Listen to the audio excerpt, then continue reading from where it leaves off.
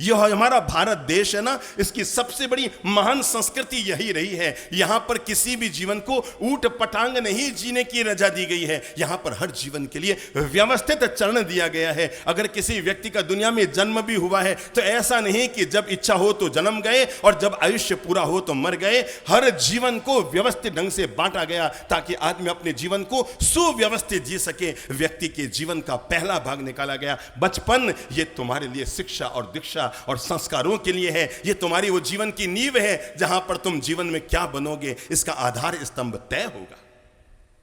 पहला आधार बचपन निकाला गया और दूसरा व्यक्ति के जीवन का क्रम डाला गया और वो है ब्रह्मचर्य आश्रम। शील, श्रद्धा, प्रज्ञा, विवेक और अपने संस्कारों को पल्लवित करते हुए व्यक्ति अपने जीवन की नींव बनाए। और इसके आगे दूसरा आश्रम दिया गया। कितना व्यवस्थित। मैं समझता हूं पूरी दुनिया के इतिहास में हो सकता है हजारों किताबें लिखी गई हो, पर जीवन जीने की जो शैली हमारे भारतीय संस्कृति ने दी है, हमारी हिंदुस्तान की परंपरा ने मानवता को जीवन जीने की जो व्यवस्था शैली दी है, दुनिया में कहीं नहीं दी होगी। और इसीलिए दूसरा चरण यहां पर दिया गया और वो है गृहस्थ आश्रम। आओ अब कदम बढ़ाओ। जीवन को अलग अलग भागों में बांटा गया। पहला भाग, अगर हम 80 साल की उम्र माने तो 20-21 साल तक की उम्र किसके लिए? आंखें मारने के लिए नहीं, उठपटांग बेवजह के मोबाइलों में समय बर्बाद करने के लिए नहीं, अपने जीवन के निर्माण करने के लिए। क्योंकि यही व्यक्ति की स्थिति है, यही व्यक्ति का समय है जब व्यक्ति अपने जीवन की नींव का निर्माण करता है। और जैसी नींव होगी, अगर तुम मजबूत महल बनाना चाहते हो तो महल की दीवारें मजबूत बनाने की मत सोचो। अगर मजबूत महल बनाना चाहते हो तो उसकी नींव को मजबूत बनाने की सोचो। वो पहला चरण है। चलो अब आगे बढ़ो। जीवन जीने की शैली का दूसरा चरण क्या आता है? ब्रह्मचर्य आश्रम के बाद वो मैंने क्या कहा किसके लिए है? शील किसके लिए है? ज्ञान किसके लिए है? शिक्षा किसके लिए है? संस्कार किसके लिए है? दीक्षा किसके लिए है? जीवन निर्माण के प्रति पवित्र सोच, नैतिक मूल्यों के प्रति इंसान के भीतर पैदा की जाने वाली सोच का वो समय है। अब दूसरा चरण आता है। व्यवस्थित जीवन शैली के निर्माण के लिए दूसरा चरण हमारी संस्कृति ने दिया है। उसका नाम बोलो तो गृहस्थ आश्रम। अब तुम अपने कदम बढ़ाओ, संसार को बढ़ाने के लिए अपने कदम बढ़ाओ, जीवन की खुशियों को पाने के लिए कदम बढ़ाओ। तुमने जो 25 साल या 20 साल में अपनी मजबूत नींव निर्माण की है, उन उत्तम संस्कारों के साथ, उस उत्तम जीवन शैली के साथ अब अपने जीवन जीने के लिए कदम बढ़ाओ। एक ऐसे उत्तम संस्कारों के साथ जीवन जीने के लिए कदम बढ़ाओ ताकि आने वाला कल तुम पर गौरव करे।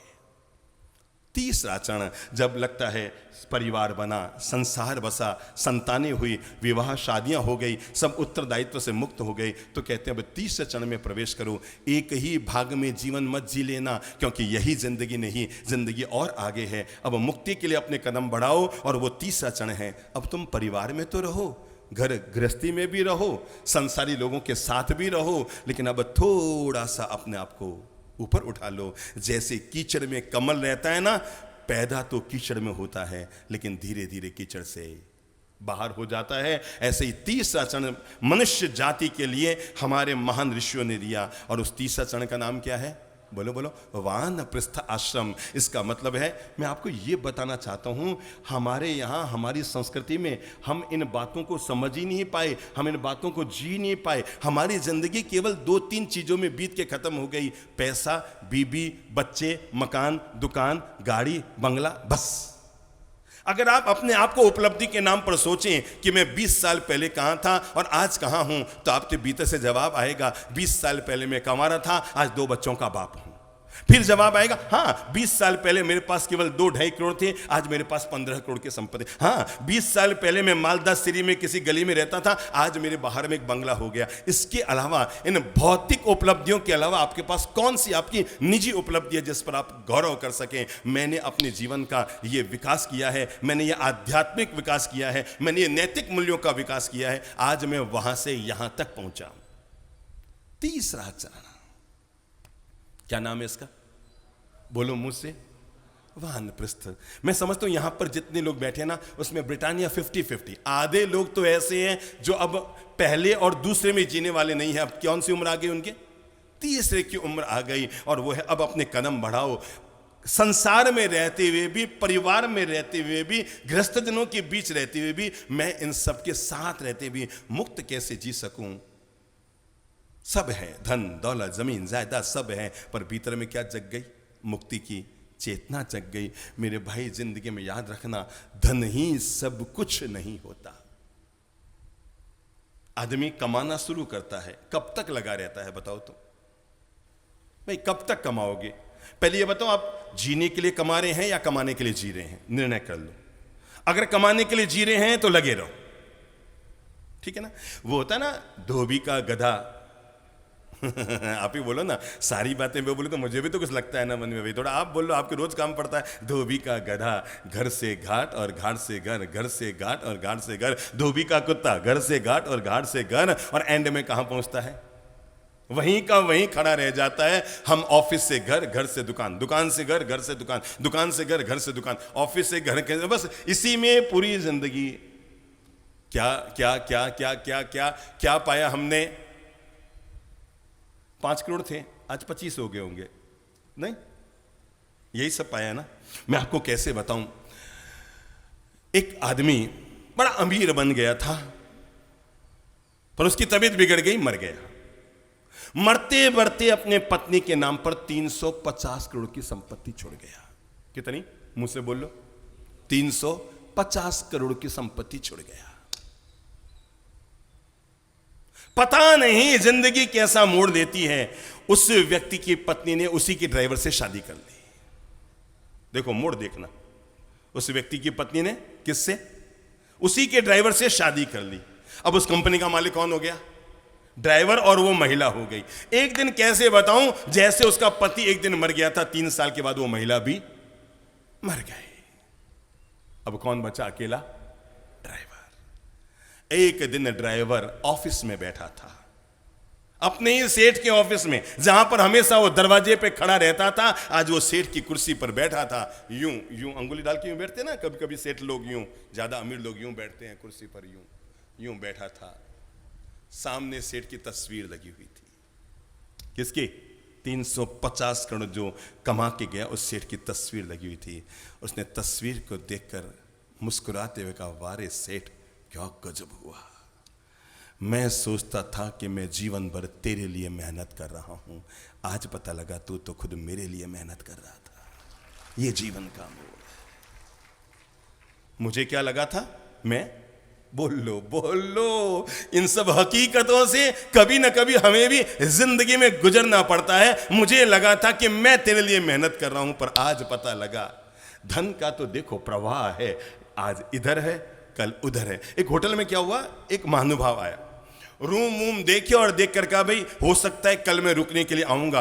अभी जैसे दिवाली के समय में उदयपुर में होटलों में रूम कम मिलती है ना, भीड़ भड़क्का हो जाता है, और वही माहौल था उदयपुर में आया होगा, और भीड़ भड़क्का ज्यादा था। तो वो कह गया, देख भाई मेरा रूम बुक कर ले, पर मेरा पता नहीं कल सुबह में आ पाया कि नहीं आ पाया। उसने कहा ऐसा नहीं होगा, तुम मुझे रुपये देकर जाओ बस।